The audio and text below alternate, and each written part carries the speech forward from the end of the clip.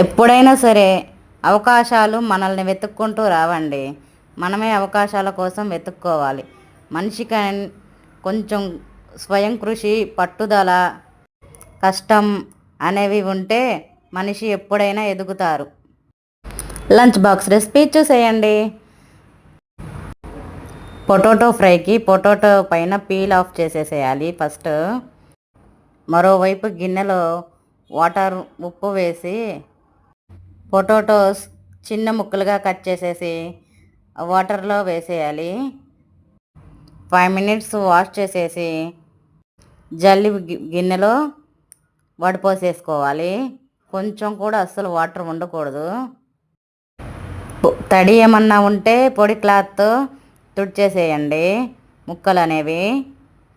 ఈ potato fry సాంబార్లోకి side డిష్గా చాలా బాగుంటుంది. పిల్లలతో ఉదయాన్న చాలా హడావుడిగా ఉంటుంది కదా, ఈ ఫ్రై చేసేసి తర్వాత సాంబార్ చేసేసుకుంటే చాలా బాగుంటుందండి. తాలింపు వేయాలి. తాలింపుకి కావాల్సినది 5-6 టేబుల్ స్పూన్స్ ఆయిల్, పోపు దినుసులు పచ్చిపప్పు, ఆవాలు, జీలకర్ర, ఎండుమిర్చి 2, కొంచెం గుప్పెడు కరివేపాకు వేసి బాగా ఫ్రై చేశాక చిటపటలాడాక ఈ బంగాళదుంప ముక్కలు వేసేయాలి.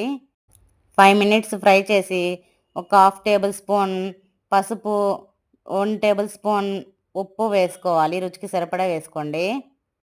90% ఫ్రై చేయాలి లో ఫ్లేమ్లో, లేదంటే అడుగు మాడిపోతూ ఉంటుంది. మధ్య మధ్యలో కలిపట్టండి.